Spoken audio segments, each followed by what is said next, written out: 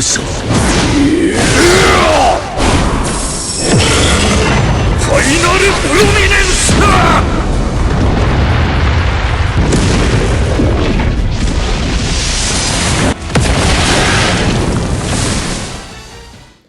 Hey everyone, this is Carter GC, and this is my first video on my channel. In this video, I'm going to do a unit breakdown, the first unit breakdown on my channel, the One Ultimate. I'm really excited to do this video, and I'm trying to just set a general overall feel to what these videos will be like, similar to what BH Devin does with his Dokkan breakdowns. If you guys aren't familiar, you guys should definitely check him out if you guys play Dokkan, but he does like unit breakdowns, the history, and what their current usages is in the meta. Today I'm going to be breaking down the One Ultimate. I'm going to be breaking down the unit history, his unit as an overall, his unique, his skills. I'm going to analyze his PvP and PvE usage to give you guys a rating at the end and also a conclusion. So in terms of the One Ultimate, I mean, I really think he is a unique unit. He was the second light unit to come out in the game. He definitely changed the meta with the fact that he could do so much damage with basically no restrictions. He kind of pushed teams to almost this like defensive / attack meta, because he was literally one-shotting units turn one with, you know, obviously with the help of other units like Green Gother at the time. He could do a lot of crazy damage. This character was introduced during the 3.5-year anniversary, being the second light unit in the game. And he had a lot going for him. We'll get into his units and skills and his passive skill, his unique, in a little bit. But just note that this guy changed the meta when he came into the game. So let's start with his unique, his passive skill. I mean, just by looking at it, you guys can tell that this is definitely one of the more advanced, unique, and passive skills in the game. This passive skill works in all content, so right away he has a huge bonus in terms of value because he works anywhere in the game. So essentially what he does is he applies this gray buff called Holy Flame on himself, and every time he uses the skill you get that 15% damage dealt buff, which is insane because that stacks and it does a lot of, you know, it does a lot of damage. And this goes up to 4 times, so you can get a 60% buff if you attack 4 times. And on top of that, all of the hero stats do not drop below their values at the start of the battle. So those additional stats will stick with you for the remaining, the rest of the fight, which makes him extremely, extremely dangerous late in fights, but also very consistent for all the different game modes that he can be used in this game. And so the second part of his passive goes into this part where it says, when taking fatal damage, the hero's attack-related stats increase by 30%. And when it says when taking fatal damage, meaning obviously when he dies, he goes into this state of almost invincibility that we'll get into later with his ultimate. But essentially, when he dies, he has like this state in which he's stuck at 1 HP, but he has these flames that are on his unit that essentially indicate that he can't die unless you've been hit X amount of times, which are the amount of flames that he has left on him. This can be changed and increased depending on his ultimate level. I believe up to 4 hits. So he can be very dangerous even after dying. And then on top of that, the Holy Flame increases his stats by 4% with each passing turn for 5 turns. So this guy can literally wipe your team with his skills, and we'll go into that in just a second. But you know, his unique alone already makes him such a great unit, and a unit that you might not want to miss out on if you're considering summoning for him or you see him on a banner, and you'll see why. So, as we look at the One Escanor's skills here, the first thing to notice is that he is a light unit, and for those of you guys who don't know, a light unit does give you a little bit of a boost. If you have a light unit on the team, it'll decrease your allies' damage taken by 10%, and then it'll also decrease light allies' damage taken from enemies by any other attribute by 10%, making him just a little bit more tankier. And then also, it also helps your team out, you know, take a little less damage from characters that are weak against your allies. So if you have type advantage, meaning red, green, blue, the color circle in the game, that'll also be a little bit tankier for the team as well, which is nice. In addition to that, his first card is an attack card called Burning Spear, and it has scorch damage. So essentially, Scorch is actually a really cool ability in which, even though this is a single target ability, at the end of the attack, whatever damage that you do, an additional 30% damage will be applied to everybody on the enemy team, meaning that even though this is a single target attack, everybody on the enemy team will be hit in addition to the original attack, whichever unit you select.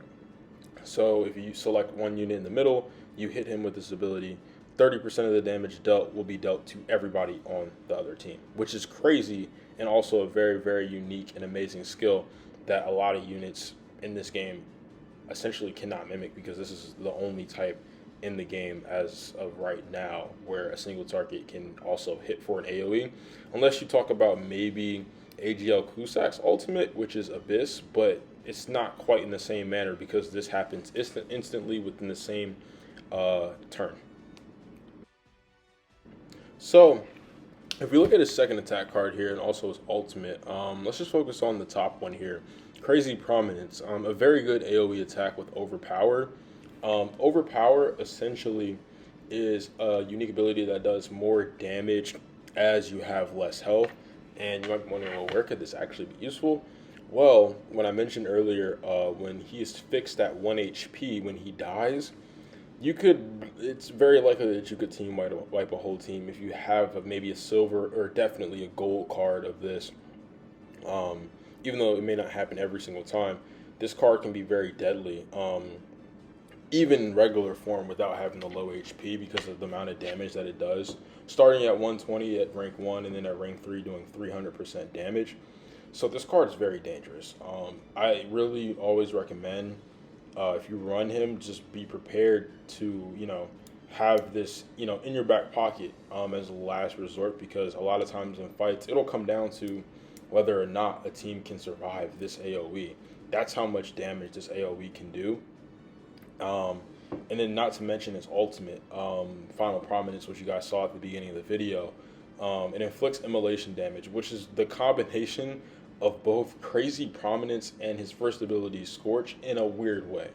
So you know how Crazy Prominence, you do more damage as you have less health. Well, immolation also has that. At the same time, it also increases damage for every percent of the hero's remaining HP. So it means it also does more damage for the HP that you have. So whether you're really, really low health or really, really high health, it doesn't matter. This ultimate's going to hit hard. It starts at 500% at super attack level 1, goes all the way up to 750, which is absolutely ridiculous at 6'6". And it's an AoE ultimate, but it hits super hard. On top of that, at the different alt levels, as you can see, you'll get more Final Flames, which is what I was mentioning with him surviving with 1 HP. At super attack level 1, you get 1. From 2 to 3, you get 2. From 3 to super attack, From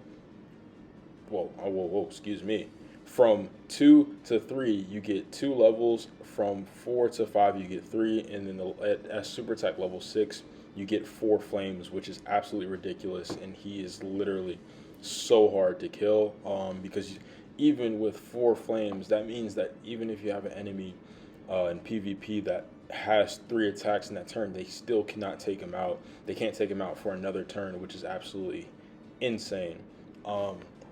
His ultimate is very, very powerful, has a very, very strong, unique effect, and to be honest, it's my personal favorite ultimate in the game.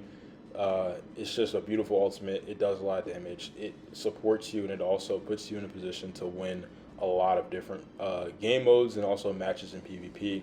So his ultimate and his skills are very, very powerful, and honestly one of the best sets that you can have in the game amongst all the characters. Also, I just thought I would throw this out there, but in terms of gear that I run on him, I have an attack crit damage set for Escanor, mainly because number one, obviously this is a guy you want to do a lot of damage with, so it makes sense to go attack crit damage. And also number two, he has really, really, really high CC. So I think he's like top maybe 10. I could probably even say 5 in the game for CC. So this guy you wouldn't really want to run HP defense or HP crit on, in my opinion. Obviously, you can make your own gear, but in my opinion, I think attack crit damage with max rolls is probably the best that you can get because he does big damage. He'll support your team with everything that he does, and to be honest, like he has the backup with the Holy Flame, especially at higher ult levels. So I think he's a very consistent and great unit with this gear set in all aspects of the game. I haven't really had any issues with him. So that's my recommendation in terms of gear. Just thought I would put that out there. So now we're going to get into the actual unit usage. To be honest, as you can see on the screen, I truly do believe he's the top 5 unit in the game. With the release of LR Lost Vein Meliodas, things have changed up a little bit.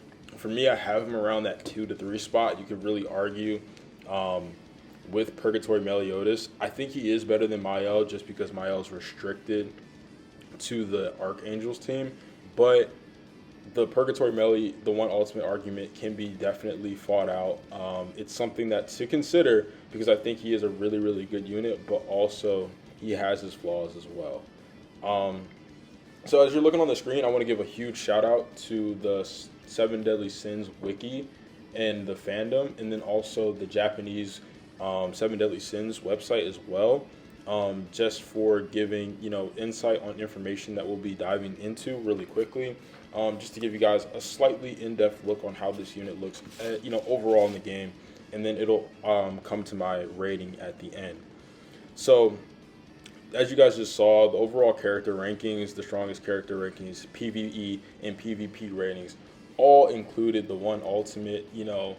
No surprise. I mean, he gives way too much to the team. He's usable. He has a lot of team combinations with the 7 Deadly Sins, humans, alt rush. Like, he can be used in so many different ways.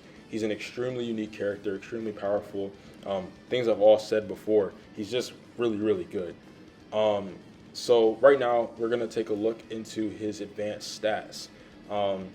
Like I said, top 5 really in highest combat class in the game.